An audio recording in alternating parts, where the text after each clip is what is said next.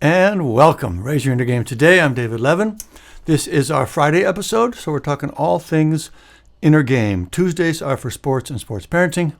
Fridays are for everyone. And today we have a brand new guest, John Porter. I'm so excited about this. John is an osteopathic family doctor here in Viroqua. I've known John for many years now.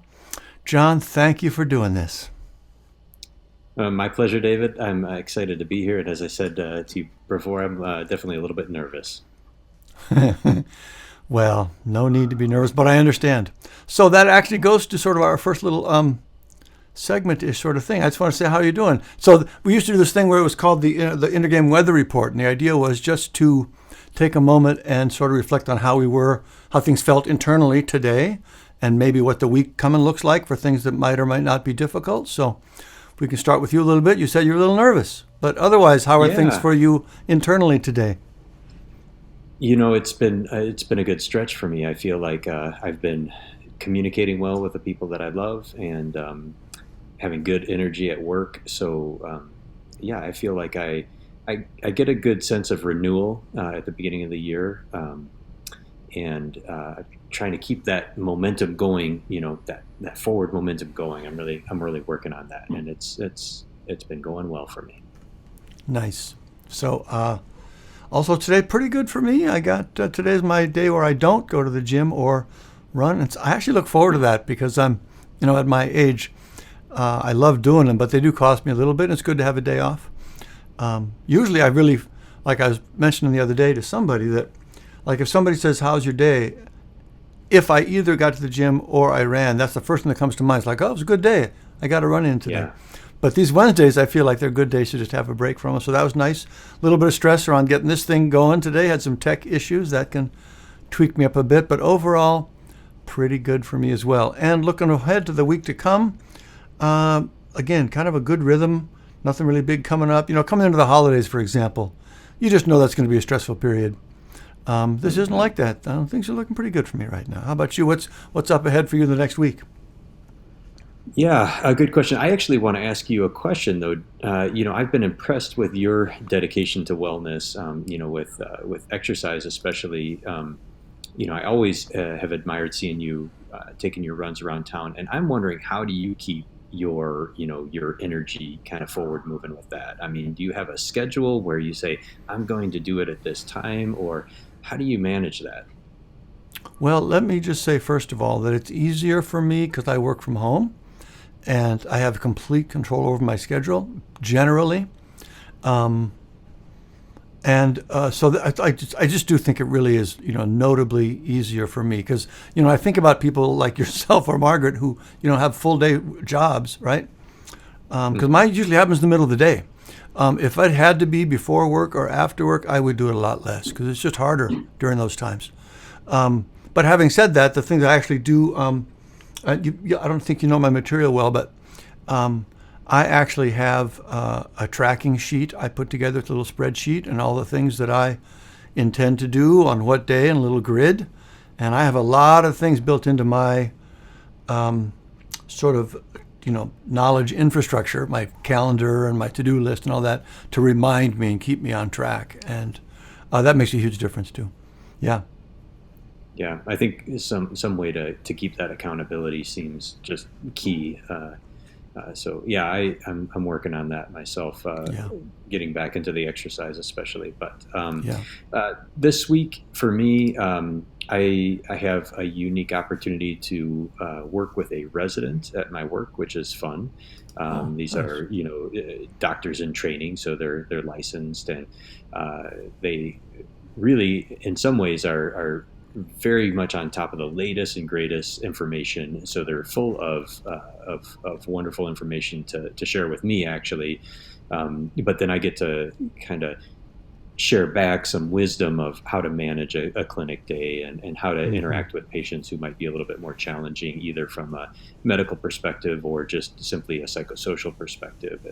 And it can be a really healthy interaction. I mean, it can be a bad interaction too, I guess. But I've had a lot of good experiences, and uh, the resident that we're working with right now is very high quality, very enthusiastic, very smart, and it's a nice way to inject some positive energy into a more mundane work atmosphere at times. Nice.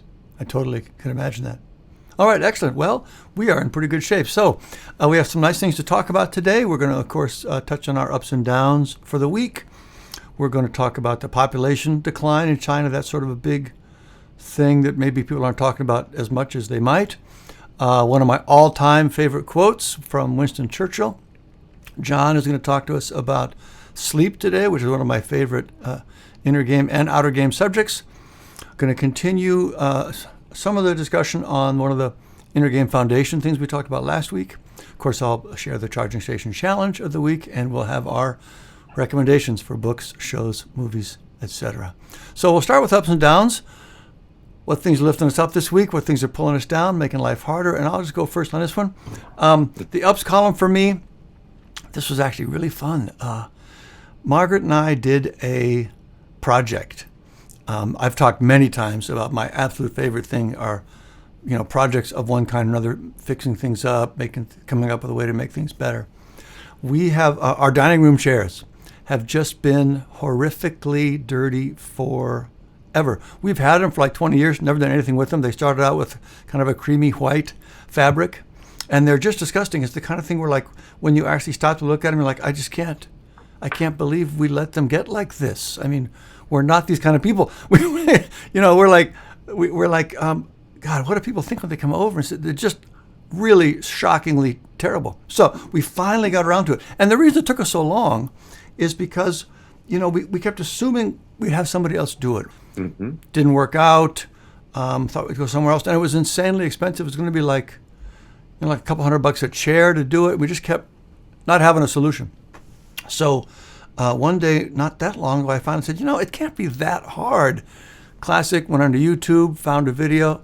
It doesn't look that hard. Long story short, this last weekend, we upholstered all of our dining room chairs in a single day, and it was just the greatest thing. It was fun to work together on it because I usually do that stuff by myself. It tapped me out. It was way harder than I thought it was going to be. My hands were so sore for a couple of days, but it just came out great. They look fantastic, and we were just tickled. We were talking about it and giggling about it the whole time. So that was a big one for me and for both of us. For my down this week, this is sort of it's not funny, but just sort of odd.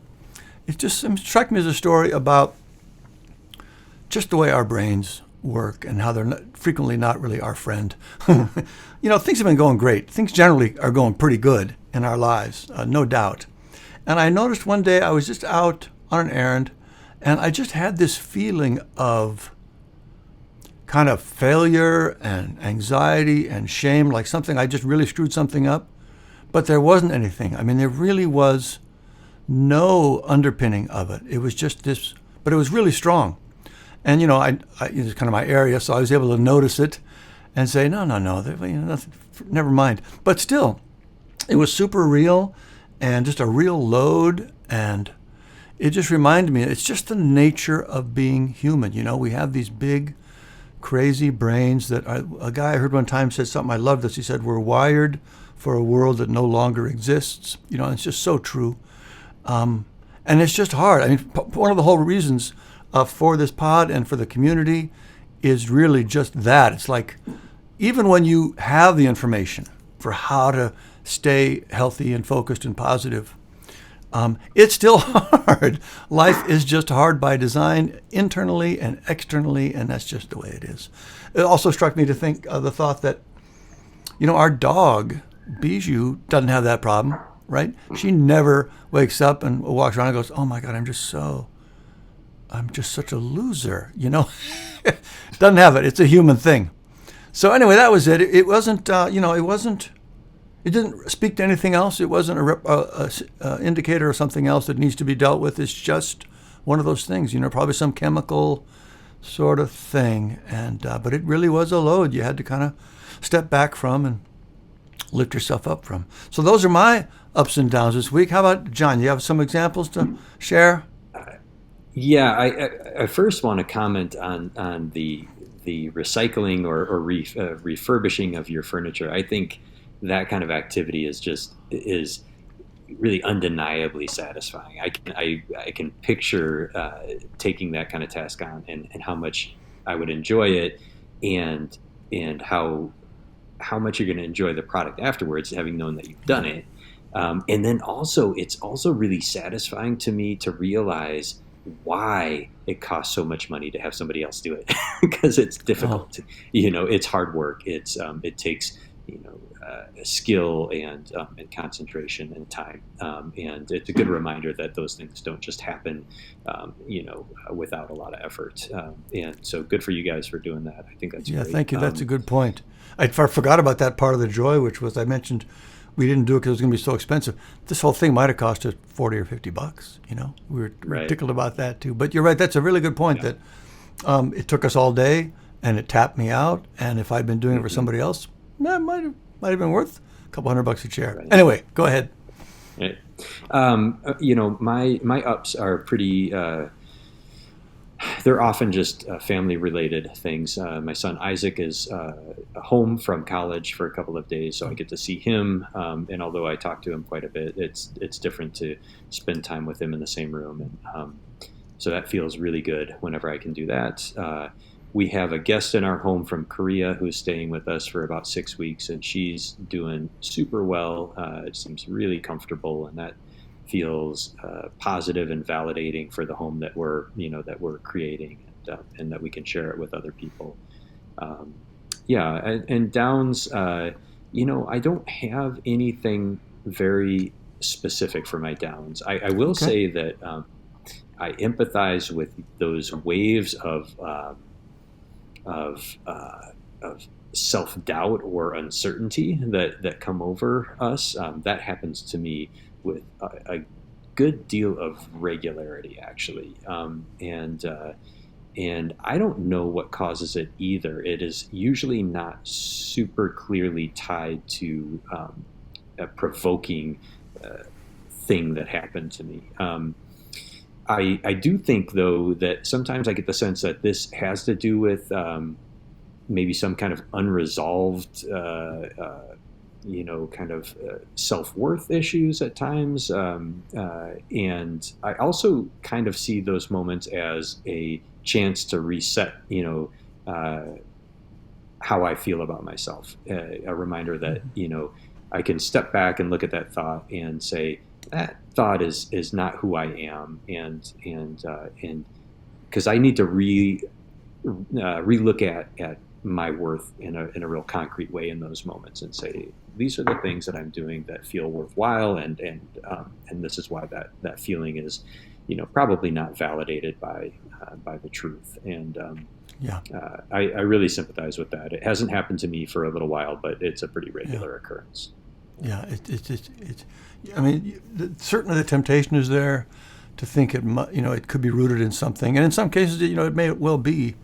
But it's also interesting to observe how universal it is. I mean, Hmm. everybody has that experience, no matter what level of accomplishment or what their situation is like. Everybody talks about it, and I'm tempted to just think it's wiring for sure. Like even not just sort of like evolutionary psychology kind of stuff, but also just kind of just passing waves of chemical triggers. I mean, I don't Sure. even know.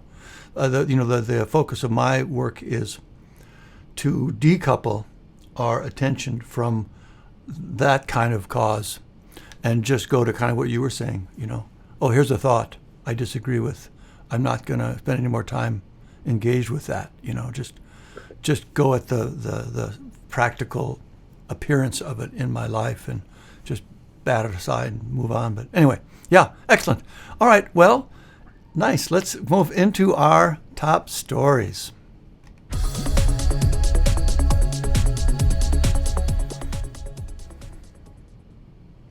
All right, so the top story, the one that got my attention this week, was not really a big headline, but it's something I'd heard some talk about like last fall, November, December. I heard a podcast on it, and I was like shocked. And then this reminded me of it again. And it basically was China reported a population decline for the first time. I think it was maybe been like 60 years. And the last time it turns out it was because I think it was Mao had instituted this policy that caused this massive famine, and millions of people died. But anyway, the thing that got my attention of it from what I originally heard was that, and this is the part that blew my mind. At least in my sense of it is that the story we're hearing about, kind of the future of global, governmental organization. If that's a terrible way to say it, but you know what I'm saying. It's just that China is on the rise. It's all going to be about China. They're going to be their economy is going to surpass us. They're just, telling our kids to learn Chinese, right? They're going to be the leader and the power in, within a pretty short period of time. So it turns out that that is not true. It turns out that this population decline is irreversible. This one-child policy they had, and for as long as they had it, they've passed this tipping point now, where the forecasts I read even just a year or two ago, they weren't supposed to hit a decline for another 3 years. So that was part of the news, that they hit it sooner than forecast. But the combination of the low birth rate and the aging population, the forecast now is that by like 2050, so their population right now, I'm not getting these numbers right, but it's like 1.5 billion maybe. By 2100, which is a long ways away, it's going to be half that size. And of that half, the ratio of people, 30% or more people are going to be over 60. So right. All these pictures of their economy just becoming, continuing to be this engine, this dominating engine, it's just not going to happen.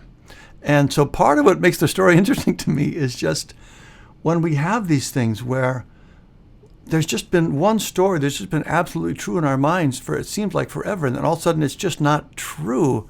It just I don't even make anything particular of it. It just kind of blows my mind. It's fun on the one hand to have things be so not what I thought. I love the novelty of it. But the other side of that is, and I wouldn't have thought this, but I was listening, it was a kind of a global strategy guy talking about it. But he was saying it actually makes this, as if we didn't have enough to worry about already, it makes this actually a very dangerous time. Like as far as them, trying to take Taiwan. Because what he was saying was, of course they know this, right? They know the math. And so you can make the case, we're never going to be as strong as we are right now. Sure. And to mitigate some of the effects of this decline that's coming in our future, we really need Taiwan, So it's possible that it makes it more likely for them to do something that would not otherwise seem entirely rational or well-timed. Anyway, who knows? But those two kind of things in my mind that made this a really fascinating story for me. Just the shock of, you can't be serious, really? And then just thinking about the implications of it. Have you heard about this story much at all? You on your radar at all? It's on my radar, but I hadn't heard some of the details that you were talking about, like, by 2100, and I know the numbers aren't exact, that the population is going to be 50% of what it is right now. But I believe it, and although 2100 feels like a long way away, it's really not. That'll come up on us in a hurry as a good culture, a society, a world. And I think it's interesting to think about how trapped we get in thinking about just this immediate cause and effect scenario, and really forget to consider the kind of the logical consequences that could come down the line, and how a small change here could have a big effect somewhere else. And it's really humbling for me when that happens. It reminds me a little bit about thinking of some of the epidemiology of the pandemic and this type of thing, and how when you start thinking about the cascading effects of any one decision, how widespread and how unexpected the outcome can be from that. it's a really interesting thing. And then at the same time, I feel like um, there's, we are kind of overutilizing resources in the world, and so it makes me think about, how much of this is, it's going to be a painful change, but perhaps, good in the long run. I don't know. Yeah, Hard to that's a say. good point too. Yeah, on your point about the unintended consequences and the hubris of making some of these, pretty sweeping decisions, like that one child policy. At the time, all the worries I was hearing about was overpopulation, right? Right. So it seemed really smart. I also haven't Mm-hmm. heard for sure anyone say, had they stopped at 10 years sooner, none of this would have happened. There are many things to go into it, but again, it just, I mean, this single item is going to completely change the arc over the next 150 years, and Yep. it was just a group of people in China who made this decision. It's mind-boggling. It really is. I like your thought that it can bring some humility. You'd like to think it would bring some of that to decision makers. Yeah, I think humility is in short supply in the Yeah, top tier yeah, administrators and governing officials in the world. But yeah. anyway, So, all right, that is our top stories. Next up, our quote of the week.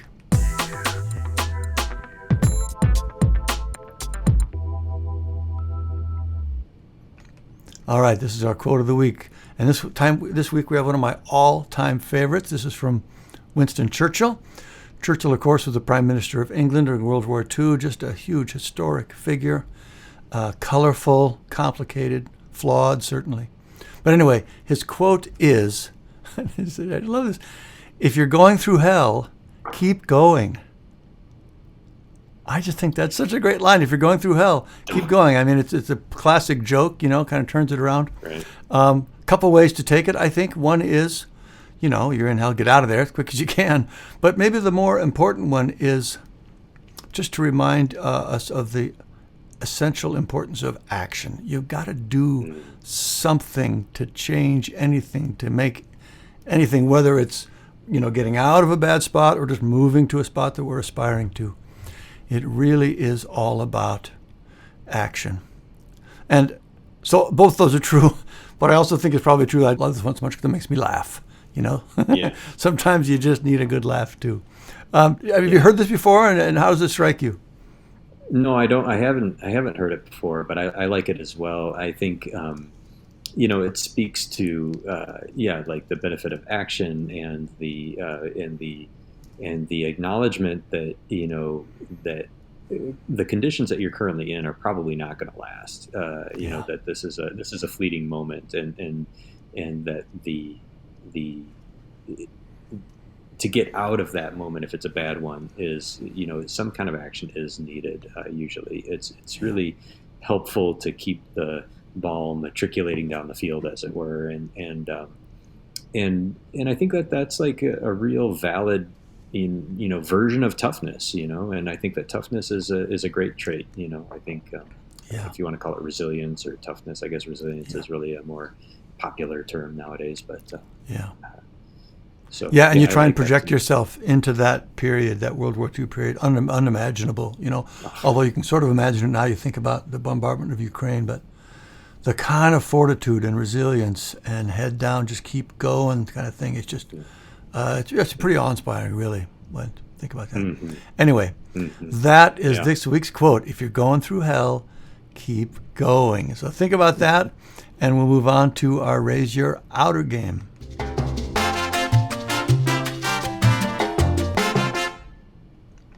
All right, Raise Your Outer Game. This is where we talk about things we care about in our outer life, our health, our relationships, our finances. And this week, because we have an actual expert with us, we are talking health and wellness, and specifically sleep. And I love this subject. I have a whole module on this in the Sports Academy training. It's near and dear to my heart, so I'm looking forward to hearing from John. What is it you'd like us to know about sleep today? Well, yeah, that's it's a huge topic, as you know, and I knew that it was part of your training, but I didn't know it was such a passionate love of yours too. I think about sleep a lot because so much of what I deal with on a day-to-day basis with my patients is either disease management or preventive health. It kind of at some point distills down to how are we taking care of ourselves, and sleep is just an area that is notoriously looked over. I think we live in this 24/7 nonstop world, and I think that you know my generation was raised on sleep when you're dead, just keep going, and sleep was really seen as an inconvenience, and that was pretty hardwired into me, especially going through medical school and residency, uh, some of which that was actually kind of survival mode with sleep deprivation, but I think it's a mistake, and I think that people's health suffers really, really badly from getting inadequate sleep, and it is so commonly um, a overlooked part of somebody's personal wellness that I feel uh, obligated to talk about it, and I think that we're getting a much better understanding of how negatively inadequate sleep affects our health. It has impacts on cardiovascular well-being and emotional well-being, and you name it. Really, it's got hormonal regulation, emotional regulation, gene expression is tied to adequate sleep. We're seeing clear connections to neurodegenerative disorders like dementia in people who are chronically underslept. Um, and frankly, people's sleep habits are terrible by and large. Yeah. So it's just been very topical for me in the clinic, and I feel like it has implications in just in probably every single patient interaction that I have. Whether or not it actually rises to the surface or something that we discuss, it feels like something that could be appropriate to uh, try to help somebody with. For sure. The reason I talk about it in my stuff is officially, ostensibly inner game stuff.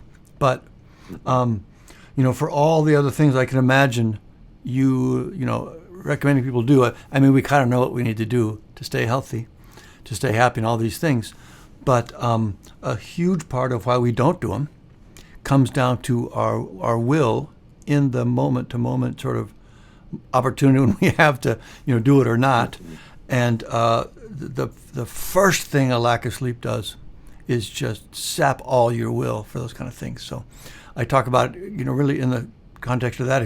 If you want to get more control over your intentionality, your inner game, your sense of well-being, your focus on the things you should do, go after your sleep first. So I'm looking forward to hearing more about what you recommend. By the way, I've had 2 sleep studies, and Have you? so it's been a thing for me. And and as you know, of course, Margaret was a sleep doc, and so it really is. It's had a pretty big role in my life multiple times. So I'm psyched to be talking about it. Yeah, I think I almost don't even know where to begin in this discussion, because it could get pretty sprawling. But I'm struck a lot in our society. Um, when I'm working with patients, how many people need stimulants to be awake and sedatives to be asleep. It has always struck me as like, wow, this seems really kind of messed up. You know what I mean? That a huge sign of imbalance there. And that actually, my feelings about that predates my understandings about the importance of sleep. Actually, I just felt like, well, this just seems illogical from a medical perspective. Um, and I've also kind of been aware all along that the typical medical response to insomnia was often medications, which seemed um, tempting, but probably not the right choice for most people for very long. And we're not given much in the way of tools to help deal with that. And so you're kind of left out there on an island as a doctor if you really care about somebody's sleep, because you don't have much else to go on. So you start kind of formulating your own approach to these problems with people, and ultimately you do get people some help. So that feels good. Yeah. So what kind of? I mean, you mentioned it being having kind of a role clinically. Just and I agree that there's so much to talk about. But as far as some places to start, what are some of the top things you see that make you think maybe there's sleep concern going on, and then what's sort of the first things you have them look at to sort of evaluate whether they're having a sleep issue and to try to more naturally get things balanced out. Hmm. Yeah. So the top things that you see like on a moment to moment basis are going to be things like emotional dysregulation, because that shows up at your front door. The link to something like obesity, that kind of creeps up on you over many years. Cardiovascular disease, the increase in risk in cardiovascular disease, that doesn't show up on your doorstep in the clinic that day. So emotional dysregulation, cognitive function, attention problems, those are the things that you see kind of that really bright flashing lights for talking about sleep. Um, I had an example not too long ago. A teenage boy, I think he was 15 or 16, in the chief complaint was anxiety, um, and I was actually working with a resident at that time, and we did a good evaluation of anxiety, and we're making some good recommendations. And I I simply asked the question of like, well, what's his general health like? How is he eating? How is he sleeping? These types of things. And the resident admitted, I didn't ask about those things. I said, well, it's a good idea too, and if it fits into the visit today, we should do that. And we asked about sleep, and this child was, staying up till 3 or 4 on school nights, video game playing and these types of things, and then using, you know, lots of caffeinated beverages to stay awake throughout the next day. And you can imagine, his school was suffering. He was, emotionally labile and all this.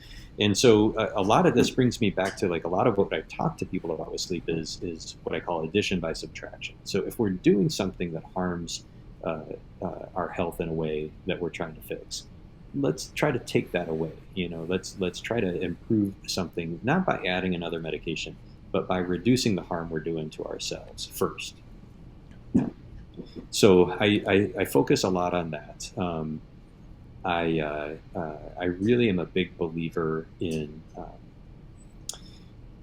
I guess I would call it circadian alignment. Really trying to keep people, awake and aroused and activated during the daytime, and calm and peaceful and sleepy at nighttime. Yeah, Because I think that goes a long way to creating good habits and good patterns. for sure. And like you mentioned earlier, I totally agree with this. That just an intuitive sense that if you're having to, chemically induce what we should naturally be doing, which is waking up during the day and sleeping at night, there's something wrong with that. Yeah, and I mean, I think people are suspicious about it, even if they don't quote unquote know it, because it's a lot of nodding, and then on the flip side, I was having a conversation with one of my colleagues about when parents come in and they complain about their children's, sort of difficulty with sleep, challenges with being, awake in the morning and ready to go to school. And, I'll ask a simple question about like, well, do you guys have, TVs in the bedroom? And the answer is yes. And there's no supervision over whether or not these TVs are on or off. And some families will even tell me that they use TVs as sort of like as a background noise or something like that, which we just know does not work. It's like the same myth that somehow drinking alcohol as a sedative is going to help us get better sleep, when we know actually quite the opposite, that it interferes with quality sleep. Yeah. And It's like a myth that somehow people have bought into. And when you bring it up, and I try to do it in a non-judgmental way, of course, but when you bring it up, man, it's all eyes on the ground, because there's a TV in every bedroom. Hmm. It's a pervasive thing. And Yeah. but there's that eyes on the ground, that little bit of shame, which I'm not trying to induce, but just kind of comes out as part of the conversation. It Yeah. tells me that no, we know that this is probably a bad idea, and we're just Yeah. doing it anyway. nice for whatever reason. Yeah. So Yeah. It's easier. It's comfortable. In some ways. I mean, mhm, it is comforting. If you had a mhm, stressful day, just kind of zone out in front of the tube. No, I right. totally get it. Mhm. Yeah. So just real practical level. One or two, three top things you just have them look at or work on or try. It's different Yeah, for everybody, I'm sure, but just kind of the fundamentals you want everybody to at least be trying out. sure. Sure. Yeah. So, I mean, in an ideal situation, keeping a fairly regular sleep wake cycle so that you don't have wildly varying sleep wake cycles, because of work or school or weekend or whatever it might be. So, trying to get up fairly early in the morning. Honestly, human beings were probably designed to, kind of wake up with the sun and go to bed with the dark. I mean, obviously, in these northern climates with really short days in the winter, that's probably not realistic. But there should be some honoring of that diurnal pattern. Mm-hmm. So keeping a regular wake cycle.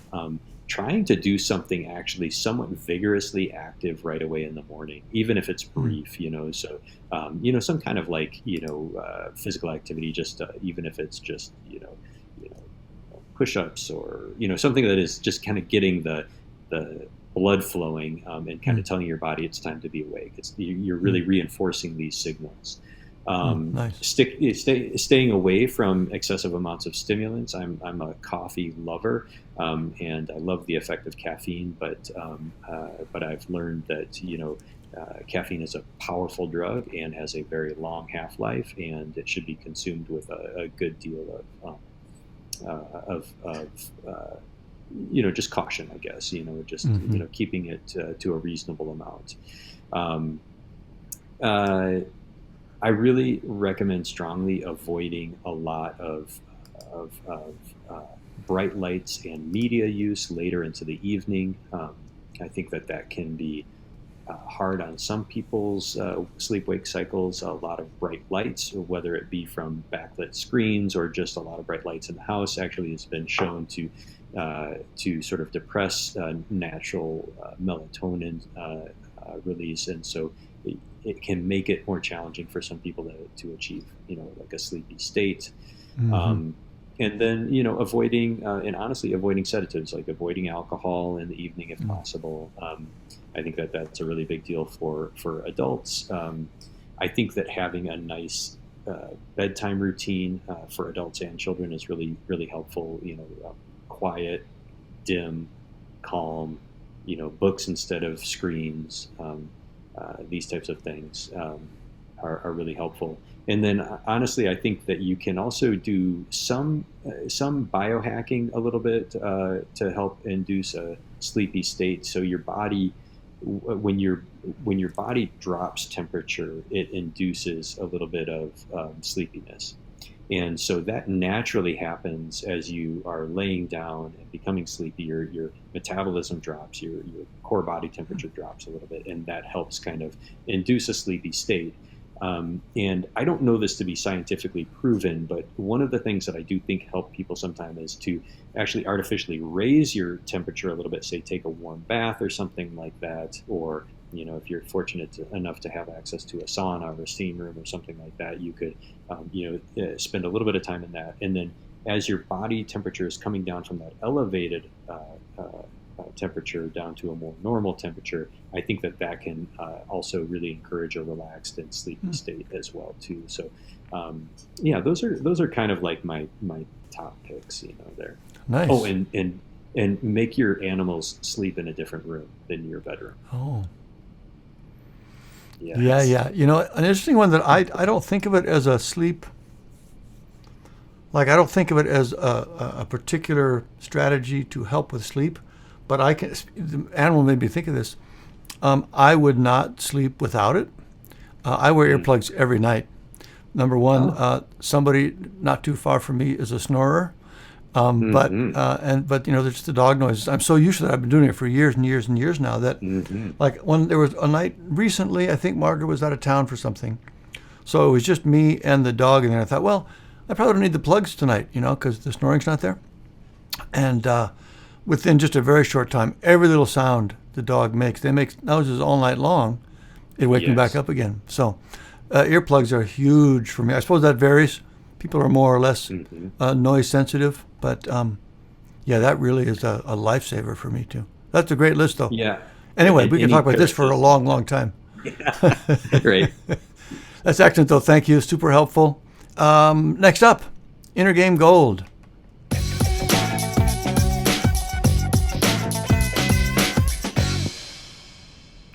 All right, Inner Game Gold. So these are the ideas, we have the quotes every week, but these are the ideas and concepts I come back to over and over that help me stay on track. So last week we talked about one of the core foundations of the mental game, which is this thought.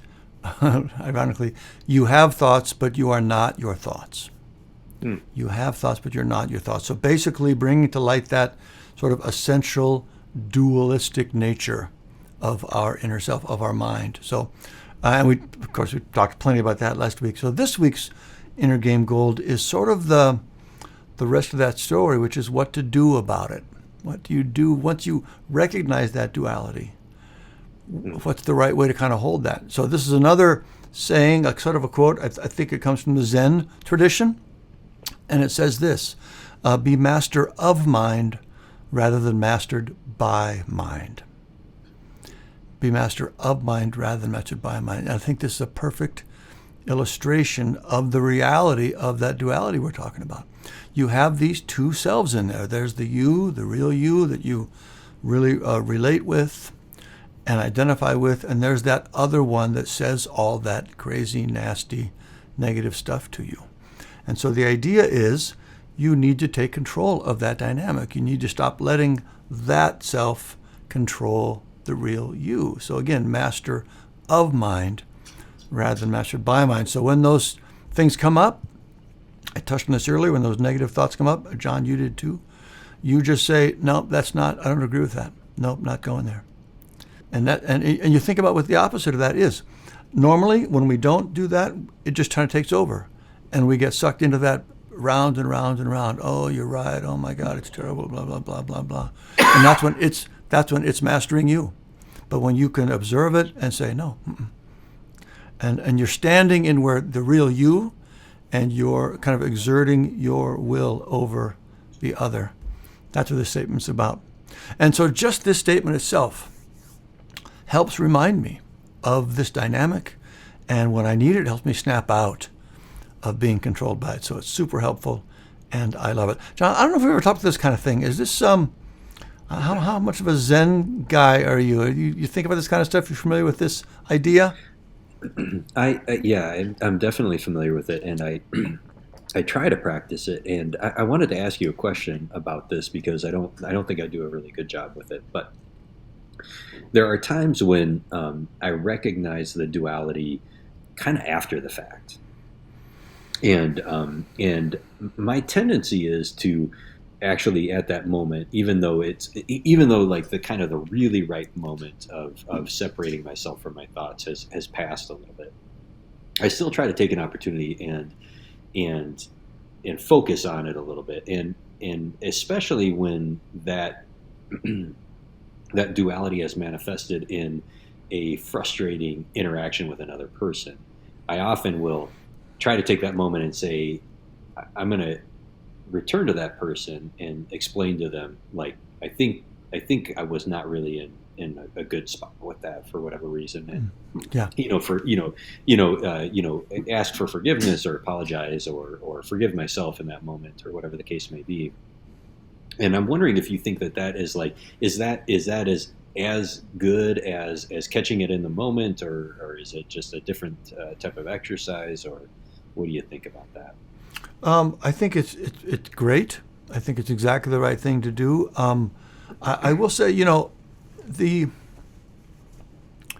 developing the ability to catch it in the moment doesn't mean you're never gonna get sucked into it. Right. There'll be some times. I mean, your baseline does get better and better and stronger, and your ability to not be triggered in the first place does work itself up. But I think in a practical way, the goal is really not to expect that it won't happen. It's that you'll spend less time there. You get out of it more quickly, and you'll have the presence of mind to do what you just said, to go back and say, "Oh gosh, I'm sorry that wasn't right." However you'd say it. The kinds of the story I hear you talk about is that frustration. It's an emotional hijack kind of moment. Those I think are harder to keep from happening in the moment. Sometimes you can. You'll feel that Kim Jong-un calls it the red mist rising, and you'll just say, "Oh, hang on, I got to take it. Give me a second or whatever." Those are just harder. They're just going to happen. I'll say this too. Those kinds of emotional moments, I think, are the first ones to come to mind for us when we feel bad about the way we've been. It's usually some sort of emotional hijack reaction. But another level of that, the one that I focus a lot on in my work, is the stuff that happens just purely in the intellectual realm. It's just attention and distraction and quieting one's thoughts, to actually be present. I have this actually four-tiered in my material, where there's these four levels of a building, but they represent the physical, emotional, intellectual. And one of the tenets of that is that the farther down you go in that realm, as far as triggers, the harder they are to overcome. So physical stuff like hunger, pain, lack of sleep, they just have too much power over us. There's very little we can do. We have to fix that problem first. Emotional is the next one. Still quite powerful, but a little more able to self-regulate with them. Intellectual, theoretically much easier to do. Practically more of an issue because we're always there and we're not aware of it. Most people are just constantly stuck in their mental noise. So one of the really powerful kind of freedoms we can bring to ourselves is to learn to fix that one, to learn how to, again, master of mind rather than mastered by mind. That's where that realm is. So those kind of things, it gets pretty easy and intuitive to start to stop those. If you're focused here and you feel a distraction come up, to just swat it away. But the emotional ones, that's kind of the long way to get back to what I was saying. I give people and myself a lot more leeway with the emotional ones because they're just harder. I don't expect to not react badly. I just expect to be able to get out of it and get back present very quickly, and then do the right thing to patch it up. That's a long answer. Does that make sense? Yeah, no, it does. I think I was confusing the intellectual and the emotional a little bit there. I would love to know how to get better at that. I think it just takes a lot of thoughtful, trying to stay in the moment, being aware of our thoughts. And, yeah. Well, that's what the Raising Your Game book's all about. But it really is. It's a matter of practice, not to be glib about it or anything. But it's the awareness. It's taking the awareness to as deep a level as you can get, as far as just again. We started talking about this duality. Just getting to the point where that's just the truth. You don't have to remind yourself. You just see it all the time, and then putting some systems into place where you recognize it and you practice. You can practice. One of the beautiful things about this approach is that you can practice being willfully with your attention with small things that are not fraught at all. And just like in the gym, with smaller weights to bigger weights, you build up, because it's the same mechanism. You build up, sure. And you build up and you build up and you build up. And then when really massively distracting things comes up, you have the skill to deal with it. So just like any other thing, really. When you break it down to the mechanics like that, you can develop it just like you would any other skill. Mm-hmm. Anyway, we got to move on. That was our quote of the week. No, that was the Inner Game goal of the week, right? I don't even call it goal of the week. It was this idea: be master of mind rather than master by mind. I'm not even saying that right now. All right. Anyway, we'll just forget how awkward and rough that was and move on to our charging station challenge.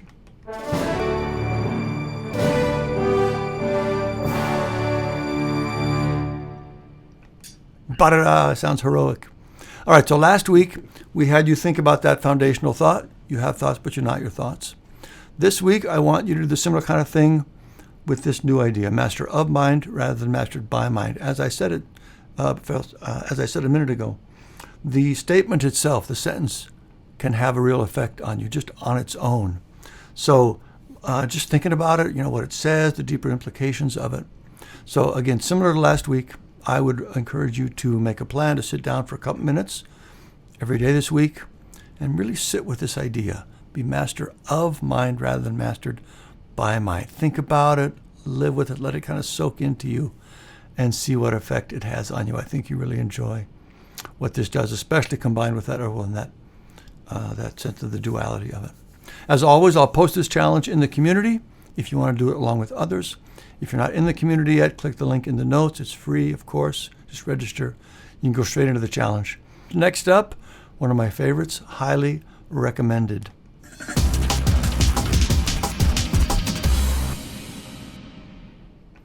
All right, so these are the things I'm crazy about right now. Books, shows, gadgets, things I love and recommend. John, you go first. Do you have some things you want to share this week?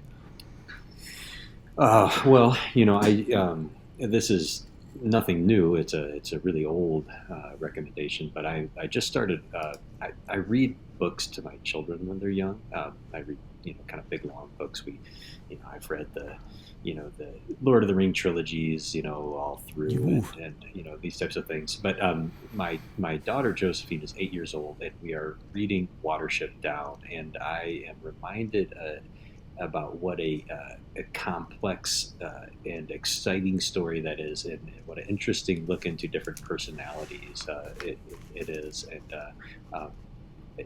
it's fun for me to go back to a story that I've read before and find it to be just as compelling as the last time I read it. So I would recommend that to anybody who hasn't read it before, adult or maybe middle school child or above. Man, that flashed me back to reading books to your kids. Our kids are older now, 14, 18. And I'm just reflecting on that the other day. That was just, we just read it all the time. Sound like you do too. I loved it so much. And that's great. I'm not sure I ever read that book, actually. I certainly knew about it. Was that the rabbits? Yes, yeah. Absolutely. That's how much I know about Hazel it. And Fiber. Yeah. Yeah. I think maybe I was a little too old when it came out or something. But anyway, yeah. I love it. I have a book also this week. I just finished it. It's called Sea of Tranquility. Author is Emily St. John Mandel maybe. She's the same person who wrote the book Station 11, which I really thought was a genius book. Post-apocalyptic, you get a certain amount of those, but man, that was beautifully written. Very, very good. I didn't see the adaptation of it. It was a TV series the last year or two. But anyway, really good. This new book is, it's maybe not quite at that level. It's hard to say, but fascinating. She sort of, well, I don't want to give it away. It's no spoilers. It comes off as sort of a time travel book, which I can really enjoy if they're done well. Always beautifully written. She's a very interesting writer. Yeah, I recommend it. All right, so I've got a movie. We just watched this one together. It's called Triangle of Sadness. It's a little bit of I can't recommend it to everybody. It's very European. It's just got its own pace. It's a satire about, excessive wealth and consumption and fashion and social media. It's very smart and wicked and clever, but it's also pretty gross in some places, like really gross in some places. And one thing I really do have to say, as far as almost a warning, if there's a pretty disturbing scene with some animal, and that some people I'm not going to see that. But separate from that, we all really enjoyed it, actually. It gets harder. It seems it gets harder as the kids get older to find something everybody's going to enjoy. And it's right on the edge with Francis, right on the edge of a little too adulty, but it was super interesting, different, and funny. Woody Harrelson is in there. He's probably the one that actors that we know. He has actually a relatively small part.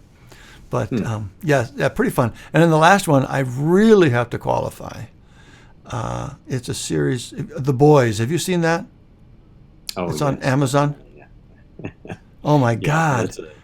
I'm just in season 3 now. Mm-hmm. I can't get over the combination. It's the most physically disgusting, graphically violent, over the top. I just can't believe they obviously take joy in just going as far as they possibly can. At the same time, I find myself that I can't stop watching. Hmm. Like, it's so insane, right? It's really kind of funny, but it's still just, I mean, those images, you don't want those in your mind. But the acting is very good. It's interesting. I'm surprised how engaging that show is. How far have you watched the whole thing? Yeah. How many seasons are there? 3 or 4 seasons? I I can't think it's remember. just the three. I'm in season 3 now. I think Okay. that's the last one. Yeah. Yeah, I've definitely watched through 3 seasons, and yeah, the thing that I liked about it was that there are characters with really redeeming, qualities to them, and in that show, despite the kind of overwhelming amount of disturbing characters, there are a few that you can look to. It feels like kind of a rock and somebody who you can really root for, I guess, Yeah, which always feels good. yeah. And I think they do take advantage. I mean, again, it's just so insanely over the top with not just the violence, but just how bad these bad guys are. Mm. But it's not just, it sounds funny to say, it doesn't feel quite gratuitous. I mean, some of the visuals are, but they're bad in the service of, making some societal points. They do a pretty good job of the commentary, I think, which is probably one of the big reasons I do continue to still enjoy it. The especially in this third season, the emptiness, vacuousness of the whole social media focus. The likes and Hmm. the reports. I mean, it's just, oh my God, it's almost like it's the logical extension.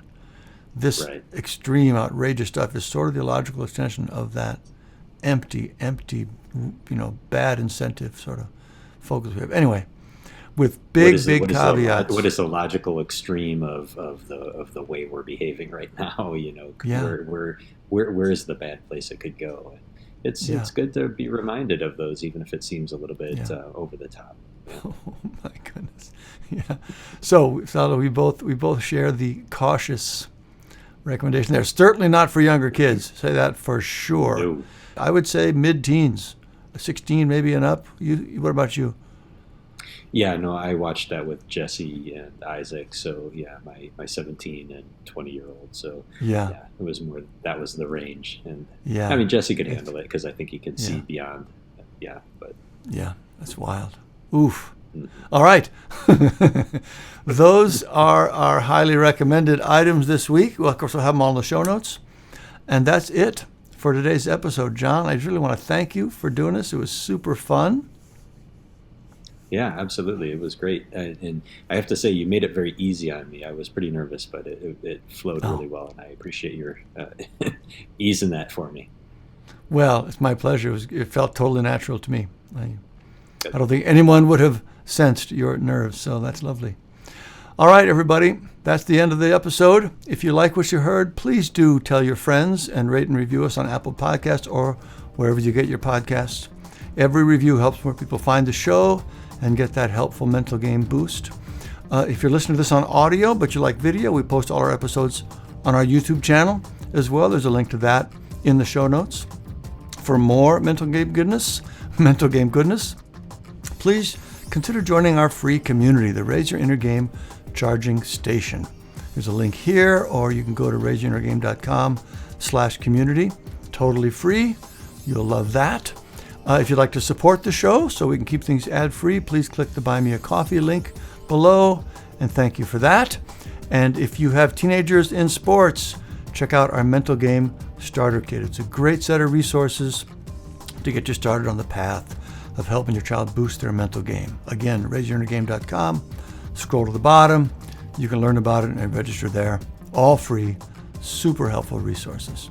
And then finally, we will close with Steve Prefontaine. Speaking of sports, his quote from the end of the Raise Your Inner Game book. To give anything less than your best is to sacrifice your gift. That's what we're doing. We are working to be our best. It's the gift that keeps on giving, and the world needs as much of it as it can get. So keep up the good work, and we'll see you next time.